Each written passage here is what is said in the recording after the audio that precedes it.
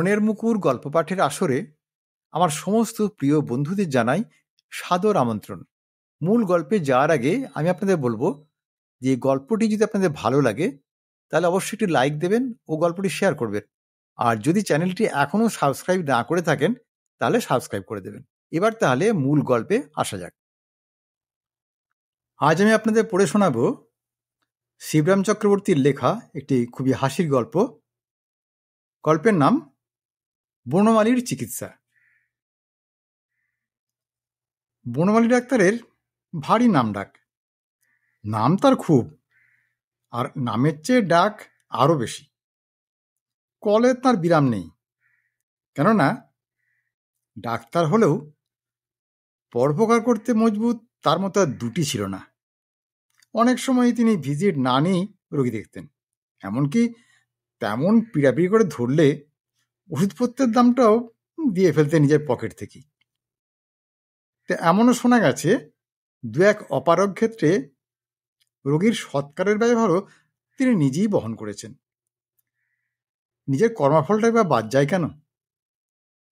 মোটের উপর কখনো কারো উপকার করার সুযোগ পেলে তা থেকে আত্মসম্বরণ করা তার পক্ষে বেশ শক্তই ছিল।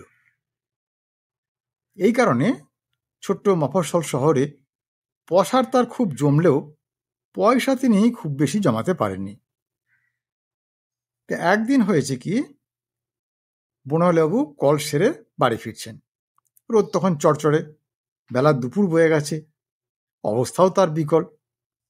তাকে হেঁটে ফিরতে হচ্ছে, কেননা ওই তো বলেছি যে পসার জমলেও পয়সা তিনি বেশি জমাতে পারেননি, আর এই কারণেই গাড়ি ঘোড়া করা আর তার হয়ে ওঠেনি। বাড়ি ফিরছেন, এমন সময়ে পথপ্রান্ত থেকে এক করুণ আবেদন তার কানে এলো। বনমালীবাবু ঘাড় ফিরিয়ে তাকান। নিতান্তই পাশবিক আহ্বান। মানবিক ভাষায় অনুবাদ করলে যেটা দাঁড়ায়, কে যায়? বনমালীবাবু চলতে থাকেন এই চড়ন্ত রোদে। সামান্য একটা উত্তর দিয়ে ভদ্রতা রক্ষা করার জন্য দাঁড়ানো তার পক্ষে খুব কঠিন হয়, আর জবাব দেওয়ার প্রয়োজনও তিনি মনে করেন না। কে যায় দেখতে পাচ্ছ না? যাচ্ছেন বনমালীবাবু, আমাদের শহরের সবার সেরা ডাক্তার।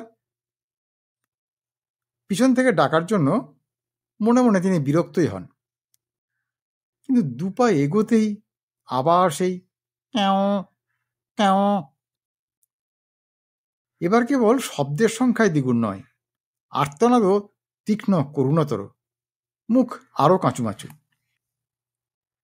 এবার বনমালীবাবুর করুণার তন্ত্রীতে গিয়ে আঘাত করে, একেবারে শটান তার হৃদয়ে, তার অ্যানাটমির সবচেয়ে দুর্বল জায়গায়। তার জেগে ওঠে পরোপকার স্পৃহা, তাকে ফিরে আসতে হয়। বেচারি কুকুর, একটা পা তার গেছে ভেঙে, কোনো দুর্ঘটনা ফলই হবে নিশ্চয়। তাই ডাক্তারকে দেখতে পেয়েই ডাকাডাকি শুরু করেছে। বুঝতে দেরি হয় না বনমালীবাবুর। বনমালীবাবু তার পা দেখেন, তারপর ঘাড় নাড়েন। তা কুকুরের ব্যবস্থা তিনি কি করবেন? এ পর্যন্ত মানুষ ছাড়া অন্য জানোয়ারের চিকিৎসা তো তিনি করেননি, অন্তত তাঁর সজ্ঞানে। অবশ্য অনেক মানুষকে জানোয়ার সন্দেহ না করেই তিনি আরাম করে এনেছেন। যেমন এই তো সেবার এক পাওনাদারকে খুব বাড়াবাড়ির থেকে বাঁচালেন, আর সে কিনা সেরে উঠেই ডিক্রি জারি করে তার বসত বাড়ি নিয়ে টানাটানি শুরু করলো। তো ভালো বিভ্রাট। আজ তো জানোয়ার সে বেটা, তাতে আর ভুল নেই, কিন্তু সে তো পদে আছে, তার 2 পদে। কিন্তু এই 4 পদের জানোয়ার নিয়ে তিনি এখন কি করবেন? এদের চিকিৎসা তিনি কি বা জানেন? কিন্তু বেশ বিপদের ব্যাপার হলো। ঘাড় নেড়ে তিনি চলতে শুরু করেন। একধারে অগ্নিশর্মা সূর্য, আরেক ধারে পদস্খলিত কুকুর। এর মাঝামাঝি সমস্ত বিশ্বজগতের উপর নিদারুণ বৈরাগ্য আসে তার। কুকুরটা তাকে প্রশ্ন করেছিল, কেউ? তার অর্থ কিরকম দেখলে হে? ওদের ভাষায় শব্দমাত্র ওই 2-1টি, কেবল উচ্চারণের আর এমফ্যাসিসের তারতম্যে মানে কিন্তু আলাদা হয়ে যায়। দেখে আর করবো কি, তিনি উত্তর দিয়েছেন ঘাড় নেড়ে, বাক্য ব্যয় পর্যন্ত করেননি। চলতে চলতে ছোটবেলায় পড়া ঈশপের গল্প তার মনে পড়ে যায়। একদা এক বাঘের গলায় হাড় ফুটিয়াছিল এবং তাকে ভালো করতে গিয়ে বক ডাক্তারের কি ঝকমারি আর নাকালটাই না হলো। তার বাঘা পাওনাদারের কাহিনীও মনে পড়ে যায়। না, জানোয়ারদের উপকার করার কোনো মানেই হয় না, ও কোনো কাজের কথাই নয়। তাকে চলে যেতে দেখে কুকুরটা আবার আরম্ভ করে, ক্যাঁ, ক্যাঁ, ক্যাঁ। থমকে দাঁড়ান বনলেও। বাঘ এবং বকের বৃত্তান্তটা আবার তিনি ভাবেন। সেক্ষেত্রে ডাক্তারের চেয়ে রোগী ছিল বেশি দুর্দান্ত। কুকুরটাকে বাঘের মধ্যে তিনি গণনা করতেই পারেন না এবং নিজেকে বক বলে বিবেচনা করতে তার বিবেকে বাধে। তাকে ফিরতে হয়। আর তাছাড়া পরোপকারের কথা যদি ধরো, কুকুর তো কিছু মানুষ নয় যে তাকে পর বলে ভাবতে হবে। মানুষই কেবল পর হতে পারে, মানুষের মতো এত পর আর আছে কে? আর এই জন্যেই মানুষের উপকার করা মানেই হলো পরোপকার করা। কিন্তু কুকুর তো আর মানুষ নয়, তার উপকার অনেকটা নিজের উপকার বলেই ধরা উচিত, এমন ধারণা হতে থাকে বনলেবুর। কুকুরটাকে তিনি বাড়ি নিয়ে যান। অনেক যত্নে এবং বহুত পরিশ্রমে পায়ের হাড় জোড়া দিয়ে ব্যান্ডেজ করে ছেড়ে দেন বেচারাকে। আরাম হয়ে লাফাতে লাফাতে সে চলে যায়। অবশ্য যাওয়ার আগে ধন্যবাদ জানিয়ে যায়, ক্যাও, অর্থাৎ কিনা বহুত আচ্ছা ডাক্তার সাহেব। বনমালী ডাক্তারের বাইরের ঘরেই ডিসপেন্সারি এবং সেইখানেই তার রাত্রের শয়নের ব্যবস্থা। কি জানি, গভীর রাত্রে যদি কোনো ব্যারামির ডাক পড়ে, বাইরে ঘরে আসলে সহজেই তাকে ডেকে পাবে। পরোপকারের কোনো সুযোগ তিনি হাতছাড়া করতে একেবারেই নারাজ। পরদিন ভোর হতে না হতে হঠাৎ তার ঘুম ভেঙে যায়। অদ্ভুত রকমের শব্দ। তিনি কান খাড়া করেন। রোগীর বাড়ির থেকে কেউ ডাকতে এসছে বোধ হয়, কিন্তু তা তো না। দরজার গায়ে কেবল একটা হাঁচড় পাঁচড়ের আওয়াজ। তিনি তাড়াতাড়ি উঠে দরজা খোলেন, আর খুলেই তিনি ভারী আশ্চর্য হয়ে যান। সেই কালকের কুকুরটা এবং তার সঙ্গে আর একজন। নতুন কুকুরটার আকার প্রকার দেখে মনে হয় তো এ পাড়ার কেউ না, বোধ হয় বিদেশি কেউ কিংবা কোনো ভবগুড়ি হয়তো হবে। ব্যাপার কি? মুখ থেকে প্রশ্ন খুঁজতে না খুঁজতে আরামগ্রস্ত কুকুরটা নিজস্ব ভাষায় তার মনোযোগ আকর্ষণ করে। দেখছো না, এই বেচারার একটা পা ভেঙেছে যে। ডাক্তারের চক্ষু স্থির হয়। হ্যাঁ, তাই তো বটে। আগের কুকুরটা আবার যোগ করে, ক্যাও, ক্যাও, ক্যাও। ওর বাংলা অনুবাদ হলো, আমার বন্ধুকে তোমার সারাতে হবে। তৎক্ষণাৎ ওষুধপত্র সাজ সরঞ্জাম নিয়ে ব্যস্ত হয়ে পড়েন বনমালী ডাক্তার এবং ভগবানকে ধন্যবাদ দেন এই ভেবে যে তাঁরই দয়ায় হতভাগ্য জীবদের উদ্ধার এবং পুনরুদ্ধার করার সুযোগ তিনি পেয়েছেন। সুযোগ এবং শক্তি দুই। অল্পক্ষণই আরাম হয়ে দুই বন্ধু পুলকিত পায়ে চলে যায়, আর যাবার সময় নমস্কার করে যায় ডাক্তারবাবুকে ল্যাজ তুলে। তারপর দিন প্রাতঃকালে আবার সেই দুটো কুকুর, তারা তখন বেশ পদস্থ ব্যক্তি, এবং তাদের সঙ্গে আরো দুজন নবাগতরা খোঁড়া। এদের সারাতে বেশ বেগ পেতে হয় ডাক্তারকে, অনেক বিশেষ ব্যবস্থা অবলম্বন করতে হয়। তারা চলে গেলে ডাক্তারবাবু বিস্ময়ের আতিশয্যে ভেঙে পড়েন। এতদিন মানুষের মহলে তিনি খ্যাত ছিলেন, এখন কি ইতর প্রাণী সাম্রাজ্যেও তাঁর খ্যাতি ছড়িয়ে পড়ল? তিনি অবাক হয়ে ভাবতে থাকেন, বেশ গর্বও হয় মনে মনে। তারপর দিন 8টা কুকুরের আবির্ভাব, ওই একই দুর্ঘটনা পীড়িত। ওদের নতুন করে নির্মাণ করতেই ডাক্তারের সারা সকালটা কেটে যায়। মানুষের কলে আর তার বেরোনো হয় না। তা নাই হোক, তাতে দুঃখিত নন বনমালী ডাক্তার। মানুষকে ভালো করে যত আনন্দ পেয়েছেন জীবনে, তার শতগুণ বেশি আনন্দ তিনি বোধ করছেন কদিন থেকে। অনেক মানুষের সঙ্গে এক বিষয়ে এদের একটা ভীষণ মিলও তিনি লক্ষ্য করেছেন। এরা ওকে ভিজিট দেয় না, দিতেই চায় না, দেবার মতলবই নেই। তো অচল টাকা হস্তগত হওয়ার বাড়াই কম, কাজেই কোনো দুর্ভাবনায় নেই বনমালীর।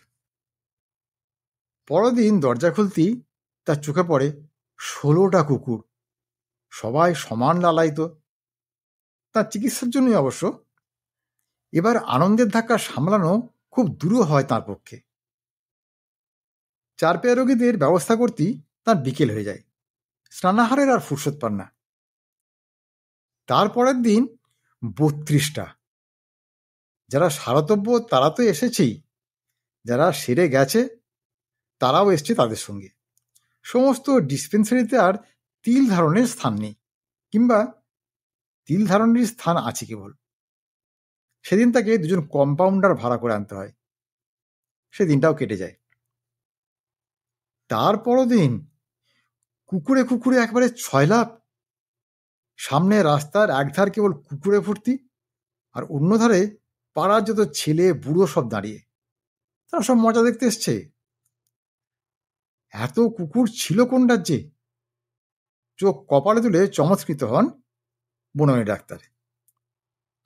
কুকুরদের চেঁচামেচির অন্ত নেই, সবাই আগে দেখাতে চায়, সবাই সবার আগে সারাতে চায়, কেউ সরতে আর চায় না।